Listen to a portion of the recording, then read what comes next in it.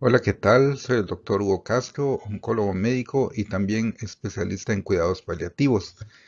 Esta es la tercera plática sobre cáncer de esófago. Recuérdense que en la primera tocamos los factores de riesgo, en la segunda el manejo de la enfermedad temprana y localmente avanzada, y ahora vamos a tratar sobre el tratamiento de la enfermedad metastásica y recurrente, todo esto desde el punto de vista del oncólogo médico. Esta plática es importante porque nos permitirá comprender cómo establecer metas de atención concretas para los pacientes con cáncer de esófago metastásico y comprender cómo algunas de las intervenciones paliativas que hagamos pueden ayudar al paciente para resolver la disfagia y mejorar el pobre estado nutricional con el que casi siempre terminan estos pacientes en etapas avanzadas. También vamos a hablar de algunos de los regímenes de quimioterapia paliativa y vamos a revisar las terapias blanco con anticuerpos monoclonales anti-HER2, antiangiogénicos como el ramucirumab y la inmunoterapia que cada vez se utiliza más.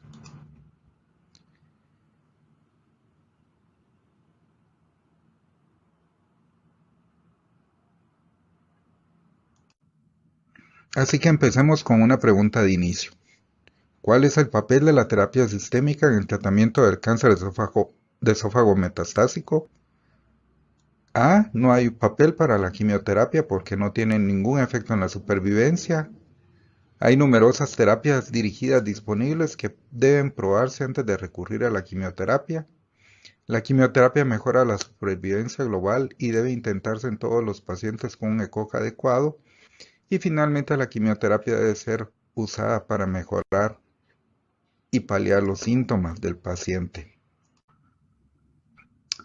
Bueno, empecemos. En primer lugar, es esencial hablar de los objetivos de tratamiento en pacientes con cáncer de esófago metastásico o recurrente, porque esto guiará al paciente sobre el tipo de decisiones que debe y quiera tomar.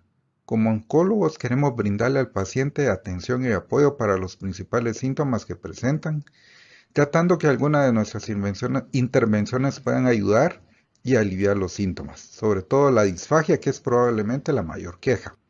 Hablaremos un poco sobre la colocación de los stent o la radioterapia y también sobre la quimioterapia, la terapia dirigida y la inmunoterapia, mostrando los principales estudios clínicos.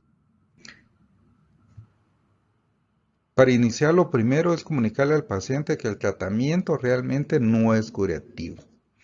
Si los pacientes lo saben, a veces eligen no recibir ningún tratamiento oncológico contra el cáncer debido a los posibles efectos secundarios. Algunos te dicen, si no puedes curarme y sí puedes enfermarme con el tratamiento, ¿por qué debería administrármelo? Otros prefieren arriesgarse y toman los tratamientos con la esperanza de obtener algunos beneficios. Sin embargo, todos los pacientes requerirán apoyo para el manejo de los síntomas, ya sea que tomen quimioterapia o no. Entonces, ¿cuáles son los síntomas más molestos? El primero es el dolor. Y de esto vamos a tener un módulo aparte en este canal dedicado al manejo del dolor en el paciente oncológico. Y los otros dos síntomas importantísimos en el cáncer de esófago son la disfagia y el pobre estado nutricional.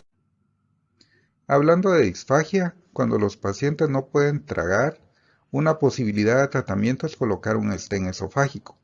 Si miramos la imagen, podemos ver cómo el esófago se estrecha donde está el tumor y a veces la comida queda atrapada ahí y a menudo mientras más avanza la enfermedad, el paciente tiene que vomitar la comida y ni siquiera la saliva pueden deglutir.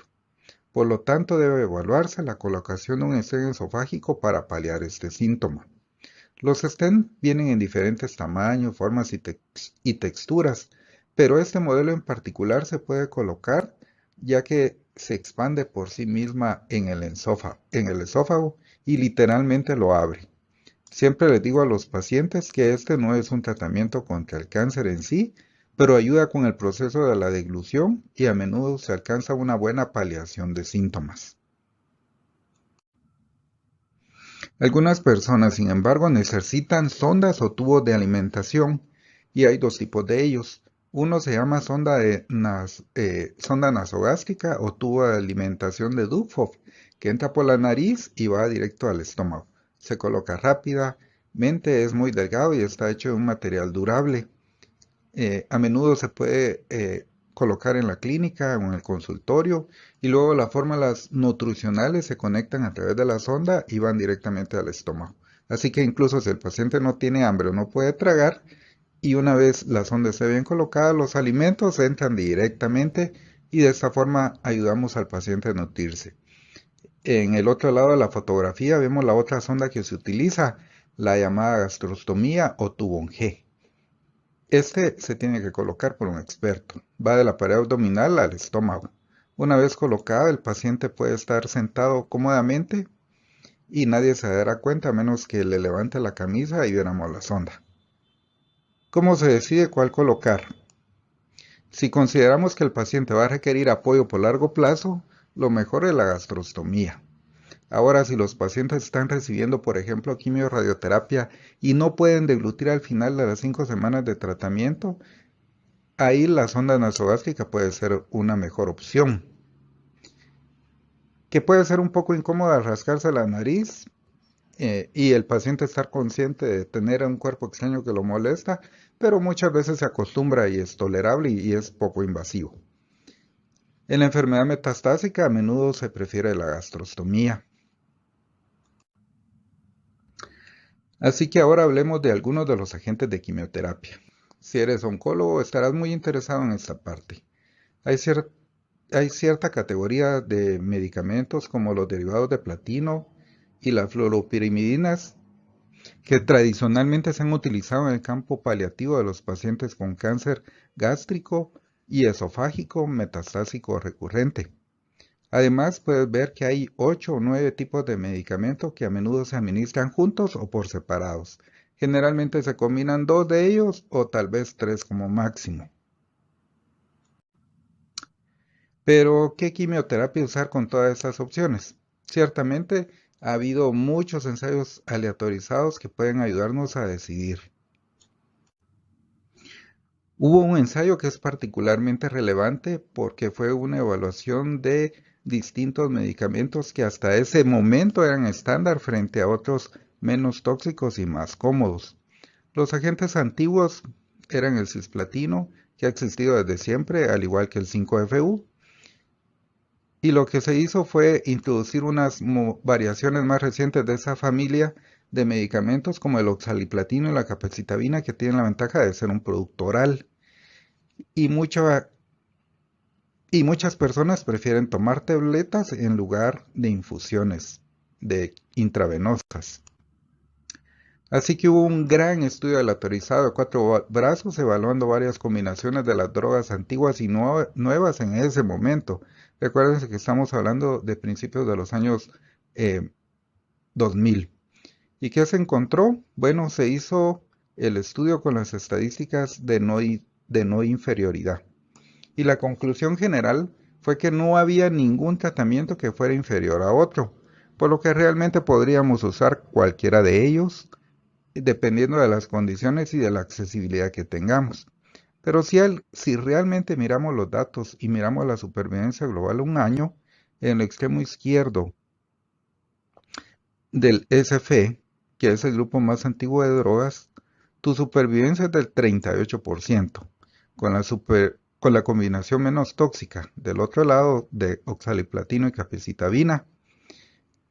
La supervivencia global al año fue de 47%, así que fue un poco mejor. Y esto nos ayudará a elegir qué droga podemos utilizar. En la actualidad el oxaliplatino y la capecitabina son medicamentos comúnmente usados. Y de nuevo, simplemente esto nos da una idea general de cómo se comparan y prueban entre los productos. Esto es lo más importante y no tanto memorizar los detalles exactos sobre cada medicamento. Así que esta es la quimioterapia estándar hoy en día. Oxaliplatino con capecitabina, que es menos nefrotóxico, causa menos vómitos, además de ser un tratamiento que se puede utilizar de forma ambulatoria. Como todos sabemos, la medicina personalizada o terapia dirigida se ha explorado en cáncer de esófago y de estómago. ¿Qué importancia tiene la terapia Target en cáncer de esófago? En este momento hay un par de medicamentos aprobados que se consideran terapia dirigida. Ya hemos hablado sobre trastuzumab, que es un anticuerpo dirigido al receptor del factor de crecimiento epidérmico humano. Y más recientemente hay disponible un medicamento llamado ramucirumab, que es un anticuerpo que se dirige al llamado inhibidor del receptor del factor de crecimiento del endotelio vascular, que trabaja en los vasos sanguíneos, que promueve el tumor, tratando de interferir con la sangre suministrada a la masa y evitando que el tumor crezca. Ya hemos hablado del mecanismo de acción del trastuzumab, así que recordemos un poco. Es un anticuerpo que evita que el factor de crecimiento epidérmico estimule su receptor, evitando que estimule el crecimiento celular al inhibir toda la cascada de acontecimientos. La importancia de agregar trastuzumab a la quimioterapia fue analizado en un gran ensayo que reclutó 3.800 pacientes con cáncer gástrico y de la unión gastroesofágica y donde se encontraron que el 22% eran positivos para HER2. Estos pacientes se le autorizaron para recibir quimioterapia más placebo contra quimioterapia más trastuzumab cada 3 semanas. ¿Y cómo les fue? Bueno, una mejoría en la supervivencia, así que la droga fue aprobada, pero con toda honestidad, realmente tenemos que ver cuál era la magnitud de esta diferencia. La mediana de supervivencia con trastuzumab fue de 13.5 meses frente a 11.1 meses. Así que es cierto que es una mejora de 2 meses en la supervivencia y eso es importante porque se mejora un poco. Pero estos medicamentos son muy costosos y tenemos que ser muy críticos al momento de utilizarlos. La tasa de respuesta fue mejor, fue 47 frente a 34%. Y esto sí, a veces puede ser muy útil porque si podemos reducir los tumores que causan disfagia, ayudamos a los pacientes a comer mejor sin tener una sonda de alimentación. Así que en ese sentido, esos pacientes podrían beneficiarse clínicamente. El segundo anticuerpo del que hablamos, el inhibidor del BEF llamado ramucirumab, se demuestra cómo funciona este esquema, que se ve como en la superficie de las células se encuentran los receptores del BEF, que son los receptores de crecimiento del endotelio vascular. Y si le damos el anticuerpo para bloquearlo, entonces probablemente logremos reducir el suministro de sangre al tumor. Su mecanismo de acción recuerda al del bevacizumab. Así que hubo otro ensayo, lo autorizaron segunda línea de pacientes con cáncer gástrico de la Unión, comparando placebo contra ramucirumab y de nuevo encontramos una mejoría estadísticamente significativa de la supervivencia, pero de nuevo fue solo aproximadamente un poco menor de 2 meses. Esto llevó a la aprobación del ramucirumab en el tratamiento del cáncer gástrico de la Unión en segunda línea. Entonces el otro paso fue combinar los dos medicamentos aprobados para esta indicación, que son docetaxel y ramucirumab, que era el estudio Raymond. Y de nuevo hubo aproximadamente una diferencia de 2 meses en la supervivencia para aquellos que recibieron ese anticuerpo o la combinación, y eso es lo que debemos explicarle a nuestro paciente. ¿Qué expectativas tenemos? Como en varios tumores, la inmunoterapia ha sido ensayada en cáncer de esófago, obteniendo algunos resultados interesantes. Entre ellos está el Keynote 590, que fue un estudio que se presentó en ESMO del 2020.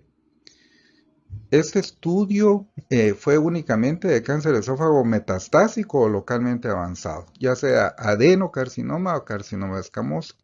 Este estudio fue solo de cáncer de esófago. Y los objetivos primarios fueron la supervivencia global y la supervivencia libre de progresión. Se evaluó el uso de quimioterapia con platinos y 5-FU más menos pembrolizumab en 749 pacientes y los resultados que se obtuvieron fueron significativos, pero de nuevo tiene dos interpretaciones. La primera, la que vemos en el grupo de todos los pacientes, donde se ve un incremento en la supervivencia global de aproximadamente 2 meses. Como hemos platicado antes, es significativo por estadística, pero no por clínica, no por la evolución clínica. Ahora vemos en el otro lado de la gráfica, cuando los pacientes que se analizan son aquellos pacientes con un score combinado, un CPS mayor de 10. Y aquí vemos cómo la supervivencia global aquí se vuelve de 4 meses. Ya se ve mejor. Y hay otros estudios de inmunología que los resumo en los siguientes puntos. Pembrolizumab más quimio en pacientes con un score combinado con CPS mayor de 10 produce mejora en la supervivencia global, en la supervivencia libre de progresión y en la tasa de respuesta. Y esos resultados son mejores en cáncer de esófago escamoso. También el nivolumab mejora los resultados al combinarse con FOLFOX siempre que el CPS esté mayor del 5%.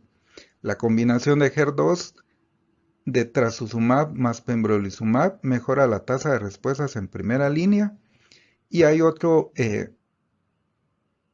inhibidor de checkpoints, que es el canrelizumab, que mejora los resultados al añadirse a primera línea de la combinación de paclitaxel y cisplatino.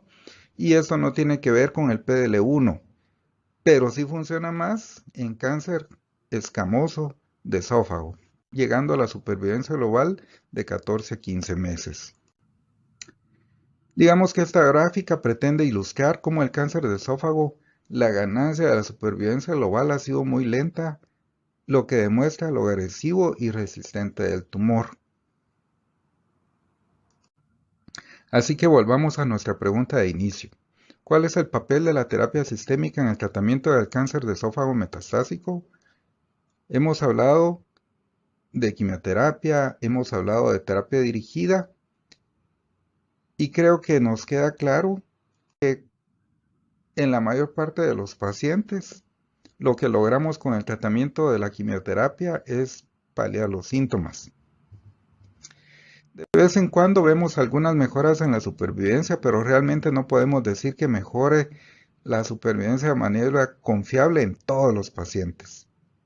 Porque como vimos, es menos del 50% de posibilidad de que los pacientes incluso respondan a la quimioterapia. Y algunos que consiguen mejoras en la supervivencia, pero en general, si de alguna manera podemos reducir el tumor y mejorar los síntomas, entonces sentimos que estamos haciendo algo bueno para el paciente. Los puntos más importantes para recordar es que debemos de establecer objetivos de atención concretos para que el paciente pueda tomar decisiones razonables sobre la calidad de vida. No importa si administremos quimioterapia o no, tenemos que tratar la disfagia, la pérdida de peso y el dolor. La quimioterapia estándar, los medicamentos dirigidos y la quimioterapia permiten paliar los síntomas y a veces pueden proporcionar modestos beneficios en la supervivencia. Y por tanto, algunos pacientes pueden beneficiarse de muchas maneras, pero otros con suerte al menos sirve para sentirse algo mejor y tener una mejor calidad de vida. Muchas gracias por su atención.